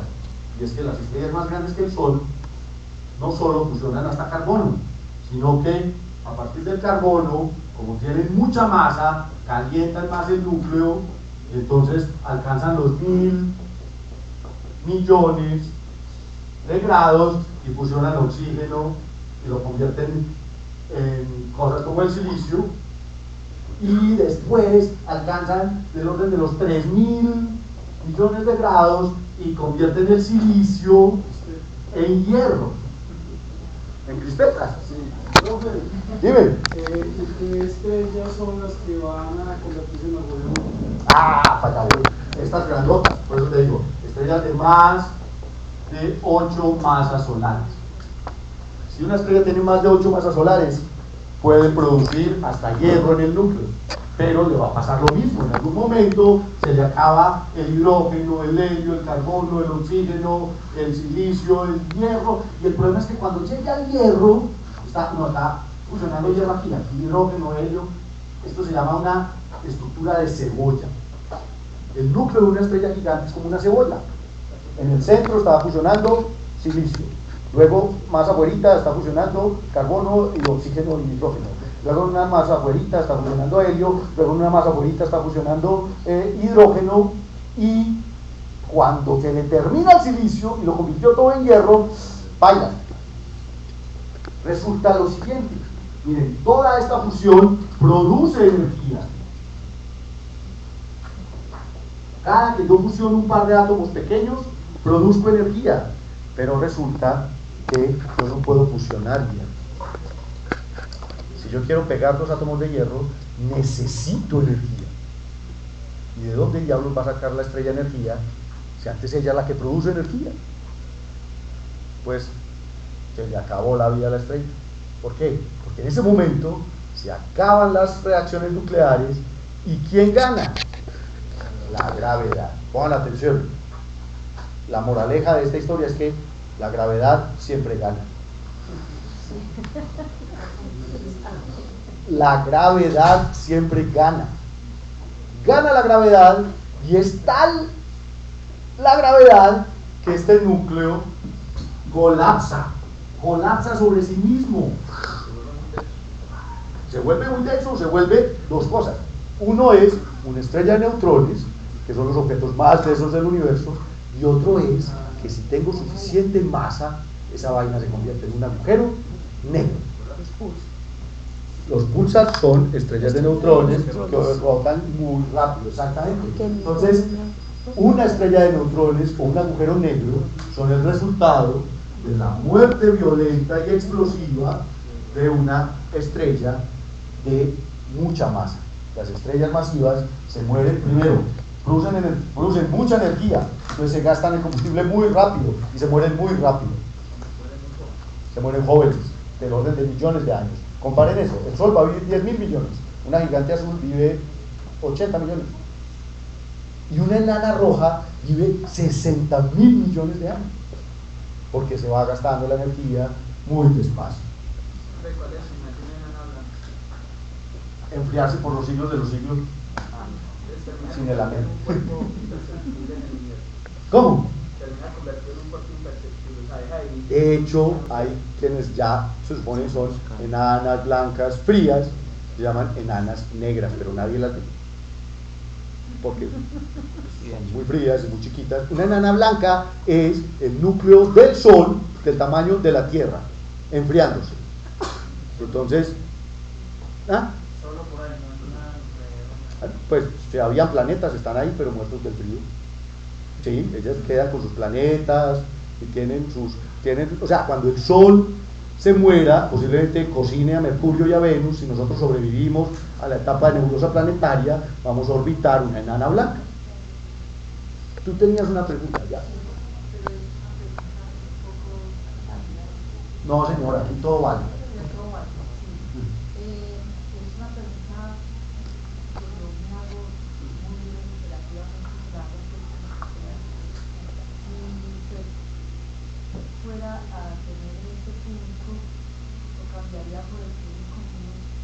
¿Quién es tu público? Son brillantes. ¿Qué le cambiaría a esta conferencia o qué le cambiaría que yo tomara principal para dárselo a ellos? A los niños les encantan las historias. Cuéntales la historia. Mira, hay una forma sencilla de hacerlo. Tú te puedes inventar un cuento que se llama La vida del sol. O no sé, ponle nombre, La vida de Juanito el Solecito. Pero es eso, es contar una historia. ¿Cómo nació Juanito? ¿De dónde salió Juanito? ¿Qué hizo cuando era joven? ¿Y qué hace cuando es grande? ¿Y cómo se va a morir Juanito? Y entonces nosotros en el Planetario Bogotá con Ángela Pérez hacíamos un cuadernillo con la historia de una estrella. Y entonces en la primera hoja pues poníamos un cuadernillo de esos que se doblan como un biombo. Entonces en la primera hoja poníamos la nebulosa en colapso, y uno puede hacer la nebulosa en colapso simplemente con algodón y mireta y colbón. Y después poníamos la protoestrella y la etapa Tetauri, cuando la estrella es muy violenta y tiene su disco de protoplanetario, y después está el Sol en su etapa de secuencia principal, todo elegante, fusionando hidrógeno en helio, y después está el Sol gigante rojo, cuando se hinchó porque ya está viejito y artrítico, y después el Sol se muere como una nebulosa planetaria y termina siendo una enana blanca. Entonces tú puedes sencillamente contar el cuento, y lo hacíamos con niños más pequeños, niños de preescolar, y ya los niños entendían que esto es el camino de la vida de una estrella, desde que hago parte del medio interestelar hasta que termino siendo parte otra vez del medio interestelar, porque esto se recicla, esta materia estelar regresa al medio y termina siendo parte de otras estrellas. Por eso es que hablamos de las generaciones. El Sol es una estrella de segunda o de tercera generación de nuestra galaxia, y por eso es que es real cuando usted les dice que estamos hechos de polvo de estrellas. Sencillamente los átomos de calcio de nuestros huesos, los átomos de hierro de nuestra sangre, los átomos de fósforo en nuestro ADN, los átomos de lo que necesitamos en el cerebro, no sé, magnesio, zinc, etcétera, fósforo mucho. Todos esos átomos se formaron en estrellas que vivieron antes que el Sol. Esas estrellas vivieron, crearon átomos, se murieron, y de ese material que regresó al medio interestelar se creó el Sol, los planetas y nosotros. Entonces sí estamos hechos de material fabricado por las estrellas. Eso es una realidad. Claro, los meteoritos. Usted quiere platino, güey, pucha, agarre un meteorito, los asteroides. Platino, níquel, titanio, cobre, lo que usted quiera. En un solo asteroide hay más platino que en toda la Tierra. Así de sencillo. ¿Por qué? Porque eso es el material que estaba aquí en el disco protoplanetario y que formó los planetas. En nuestro planeta, la mayor parte de los metales se fueron al núcleo del planeta, por eso tenemos un núcleo de hierro, de níquel, etc. Y el oxígeno y los silicatos se convirtieron en roca y formaron el resto del planeta. Pero los asteroides están repletos de metales, de montones. Este es el límite mínimo de las estrellas teóricas. Se supone que pues de acuerdo con los modelos de formación, no deben existir estrellas de menos de 0.2 masas solares, más o menos, y por arriba está el orden de las 100 masas solares. Pero aún así se han encontrado gigantescas estrellas que son raras para la teoría, que pueden tener hasta 150 masas solares. Eta Carinae, exacto. Eta Carinae es una estrella gigantesca que va a explotar como supernova en algún momento, que probablemente tiene unas 120 o 130 masas solares. Eso está como por fuera de los modelos teóricos, pero digamos que el extremo sería entre 100 y 0.2. Las más chiquitas son de 0.2, las más grandes son de 100 masas solares. Pero el 90% de las estrellas de la galaxia son más chiquitas que el Sol. Y gigantes, no sé, hay una de cada 1000 estrellas. Porque la masa es proporcional al tamaño. Pues lo digo porque el tamaño es proporcional, sí, el radio es proporcional a la masa de la estrella, claro. Porque leí sobre una estrella que decía que era 1650 veces el Sol. Pero para estrellas de secuencia principal, porque igual cuando todas salgan de la secuencia principal se van a hinchar. Entonces las gigantes rojas no tienen una relación entre masa y tamaño, bien depende de lo que está pasando interiormente. Pero las estrellas de secuencia principal sí tienen una relación entre la masa y el radio. Estrellas más masivas son más grandes, obviamente, pero esta que tiene 1000 y punta, hay una que se llama BW Virginis, que se calcula que tiene 1800 radios solares. Si pusiéramos esa desgraciada en el sistema solar, llegaría hasta Saturno. Imagínense, una estrella que llegaría hasta Saturno, pero es porque es una gigante se llama una hipergigante roja. Ni siquiera es una super, es una hipergigante roja, pero esas estrellas, pues, lo que pasa es que tienen una actividad interna absurda, son muy masivas, producen muchísima energía y cuando se hacen gigantes se hinchan hasta la porra. Porque dicen que el Sol es una estrella como de condiciones distintas o de esta. No, de hecho, el Sol es una estrella común, enana, amarilla de la galaxia. No tiene nada de raro. Sí, nosotros somos lo único raro del Sol. Claro, porque esa es la única estrella en la que sabemos que hay seres vivos preguntándose por cosas como esta. Pero además de eso, el Sol es una estrella común y corriente de la galaxia. Hay muchísimas estrellas iguales al Sol en la galaxia. Muchas. Y tienen planetas, muchas de ellas.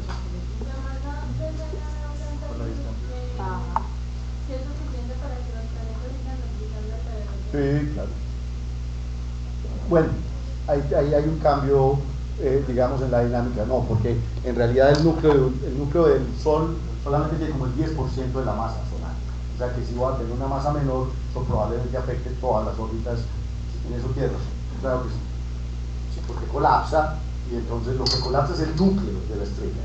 Y el núcleo de la estrella, el núcleo solar ocupa apenas como un 10% de la masa del Sol. El resto se va a perder como nebulosa planetaria. Entonces, probablemente como la masa es menor, los planetas se alejen y orbiten mucho más lejos. O se escapen. También es una posibilidad. Pero tenemos que estar aquí dentro de unos 5.000 millones de años para ver qué es lo que pasa. Profes, creo que se nos acabó el tiempo. Time is over. Bueno, espero que nos veamos en una próxima ocasión. Mil gracias por venir a aguantar.